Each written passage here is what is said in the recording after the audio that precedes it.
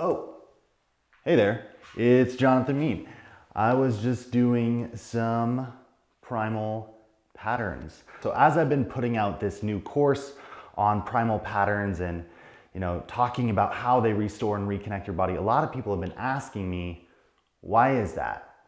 Why are they so good for you? Why are they so restorative? Why are they so nourishing?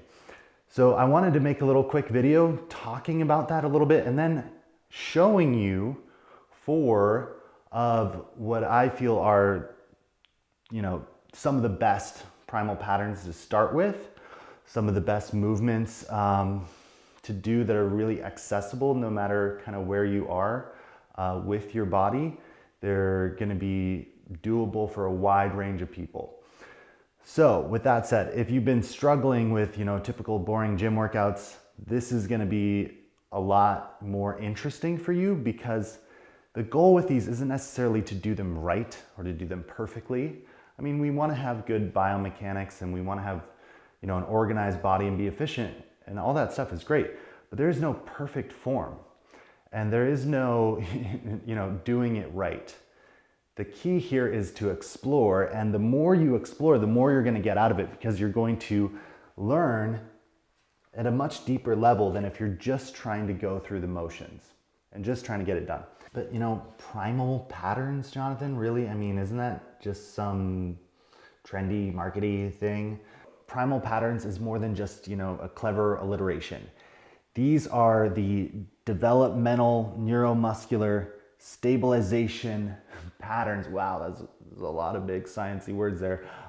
These are basically the patterns we learn as babies when our nervous system is forming and we're building our motor maps to control our body and be able to move through the world, right? To be able to go from here and be like, oh my God, I can sit up. Wow, it's like a whole new world now. And then when you can, crawl, then all of a sudden you're getting around everywhere, and then you can squat, and then you can try to stand and fall over a bunch of times. So going back to these movements, we're able to reawaken these sleeping motor maps that just get, a little sleepy because maybe we haven't used them very much. But waking them back up, we're able to learn to move better, to feel better in our bodies. All right, so here are four of the most potent, most accessible primal patterns that you can do anywhere as long as you have some space on the floor and you can get down to the ground, you can do these. So we're going to start out with our back flat on the ground. Press your back into the ground, spread your fingers and slide your heels up to your butt. Not quite all the way. Close. Not quite there. And then begin rolling, peeling the spine up off the ground. Press your feet into the ground. Turn on your core. Squeeze your butt as you press your hips higher and you roll each vertebrae off the ground. So the goal here is to segment the spine, get some more movement into the spine,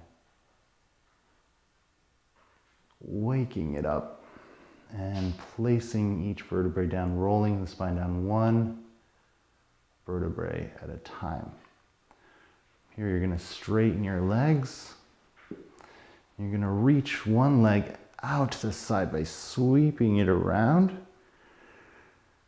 reaching until your torso just starts to roll off the ground. You're going to roll back down, sweeping the leg back,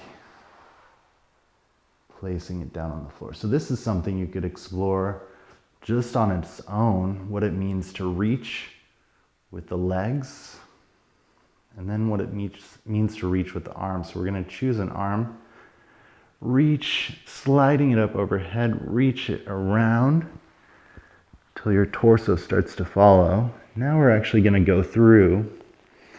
I'm going to plant this elbow into the ground, drive it through, Bring the knee up. We're gonna come into a side bridge.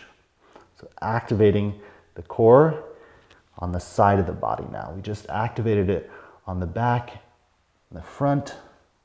Now we're doing the side and we're gonna roll over, planting the hand down. And now we're in hands and knees or quadruped position. From here, just gonna get a little movement into the shoulder blades, so letting the chest sink down, pressing up. You can just press up and down from the shoulder blades, or you can make circles.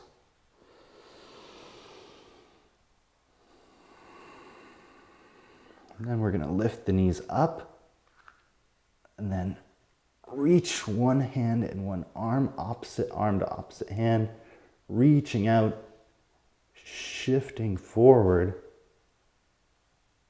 and then placing it down at the same time. If this is too challenging for you, you can leave a knee on the ground and just do one hand and one knee with the toes on the ground as well. If you need a challenge though, do it with the knees up, extend all the way out.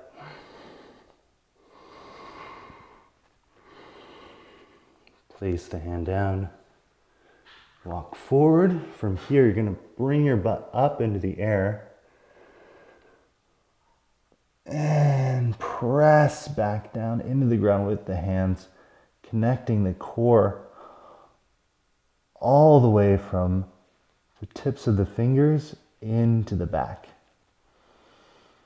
Getting some good traction in the spine. We want to have our movement of our limbs actually be initiated deep within the body. So you'll notice I'm not just lifting my arm off the ground, I'm pulling it off the ground with my core. And this creates a much different movement and a much different experience. So I rock back into a squat. If you can't get into a full squat, that's okay. You can just come to here for now. And then come up, bring your hands up, pause. Or if you can get into the full squat, you're gonna pause from here, get tall, reach forward, reach, plant the hands down, walking forward, coming back into quadruped position. From here, I'm gonna swivel the knees through, activating that side body again, placing my butt down, planting my elbow, hand comes down, swing my arm through, and now I'm back where I started, laying on the ground. So we had the bridge, we have reaching, we have crawling, and then we have coming back into a squat and back down. All right, so try this out. Let me know what you think. I hope you get some value out of it. And if you want to learn more about mastering the foundations of movement so you can build a strong and resilient body, check out Primal Patterns. Put a link down in the description below. And I'd love to have you in the course and see you in the community. Subscribe and like this video if you want to see more, and I'll see you in the next video. Oh yeah, stay